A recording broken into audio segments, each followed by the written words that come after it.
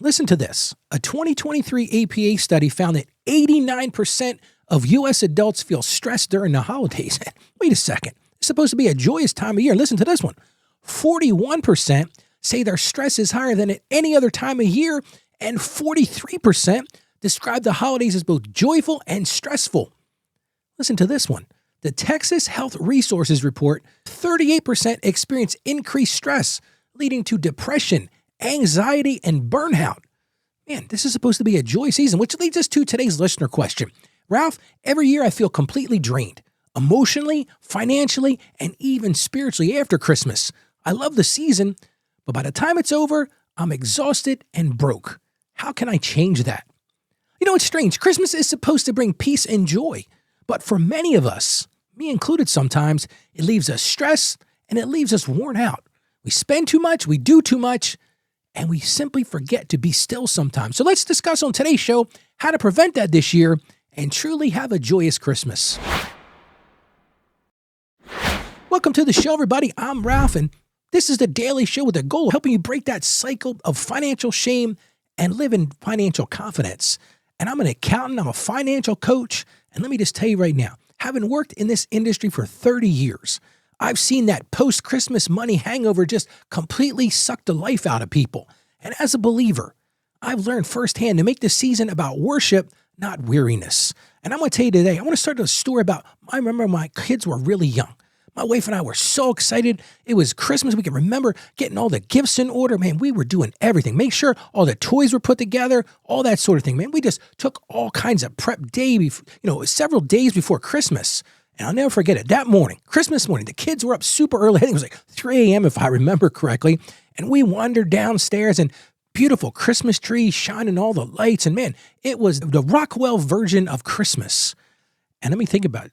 When I think about it now, in about 5 minutes, man, these kids had torn these presents open. There was stuff everywhere.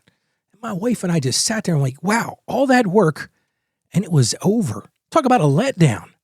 And of course, then came January's financial reality. And I'll forget, a friend said to me, she said, if you need a vacation from celebrating Jesus, you're doing it wrong. And that line stuck with me ever since. And that's what we want to focus on today, because it's so easy to forget the reason for the season. We hear that bantered around during Christmas. And I spoke about this the other day, and we talk about this during our whole series. So today I really want to focus in on how do I prevent that holiday drain? Because so many of us feel that holiday drain, and if we're prepared for it, I truly believe we can conquer it, and we really can find joy in the holiday season. So here's my 4-point plan to avoid that holiday drain. Number one thing, slow down and simplify. So many people let the calendar control them. They say yes to everything. But what you have to understand is when you say yes to everything, you're not saying yes to peace. You're not saying yes to margin. It doesn't have to be a production. So many families make Christmas this huge production. But really what it's all about, when you really think about it, when you think about the most memorable times of Christmas that you've ever had, it wasn't about the production. It wasn't about the gifts. It wasn't about the food. Now, I like some good Christmas food and some good Christmas cookies. Now, I'm going to tell you right there, I'm right there on that. But what I truly remember is family being the most important and really embracing the greatest gift of all, and that's our Savior, Jesus Christ. So first thing I'm going to encourage you to do is slow down and simplify. It's okay to say no sometimes, which leads me to my second tip today. Set limits. This is both financial and boundaries. Make a budget. Make psychological boundaries. Make some emotional boundaries before December even starts. That's why we're recording this episode in November. I want to bring these to you so you're prepared. Say no, because those extras that drain your wallet or soul will just make this season so filled with anxiety, and it'll make you get depressed and all those types of things. It's okay to say no. Listen to me right now. If you don't hear anything else I say today, it's okay to say no. Just communicate that in love to your family members. It's okay to say, listen, this year, we're going to take it down a little bit. We're not going to get so dramatic with it. We're going to be so elaborate with everything. But it's all about planning it. See, that's the key. Communication and planning. Because, listen, if you're one of those families that has these big elaborate things, well, if you just go cold turkey, all of a sudden, people are going, wait, what happened? This wasn't the same Christmas we're used to. But make that budget, make those boundaries, set it ahead of time, communicate with it, and lay out a plan. So that's my second thing. Third thing, and I've alluded to this a couple times already. This is a season to focus on people. Focus on your kids. One of the things I think about now, My kids are 24 and 28 years old. And what I remember now is the laughter. I remember the connection. I don't remember the gifts. I don't remember all the wrapping paper and mess, man. I remember just sitting on the ground with them and playing with their toys and just kind of kicking around on Christmas Day and just enjoying all that went into it. Because you're not going to remember the gifts, but you will remember the people. And especially as I get older and there's more people in the rearview mirror, if you know what I mean, more people that have passed on that just aren't there anymore. That's what I really focus in on Christmas. So listen, before you even get started in December, focus on the people. And last but not least, this is a time to rest and reflect.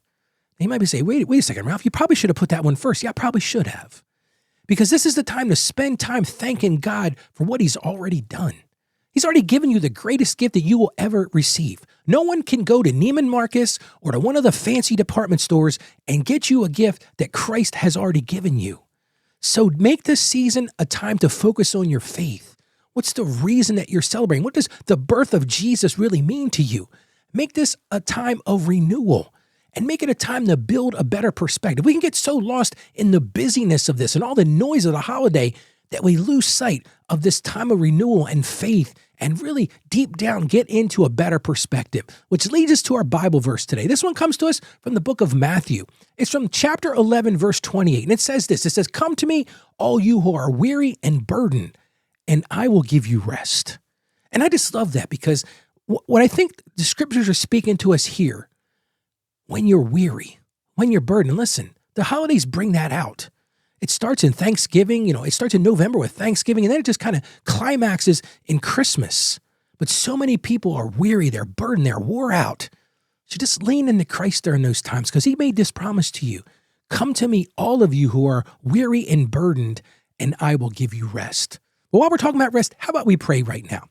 Father God, we come to you and we just ask that you would help us to rest in your presence this holiday season, not in productivity, Lord.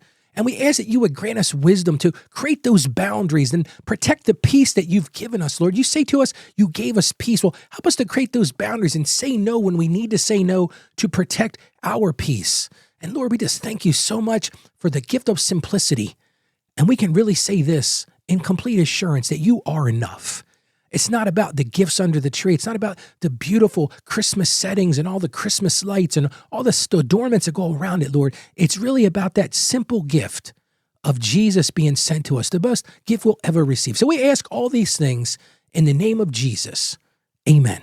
Okay, you ready for your action item today? Here's what I want you to do. I want you to build rest into your schedule. Right now, before the weekends, I want you to block off one quiet night for yourself and for family. Listen, no shopping, no screens, put those phones away. Just gratitude, prayer, and stillness. I talk about this on the show all the time. Sometimes we're so caught up in the noise that we can't hear God's just silent voice. So just plan on that.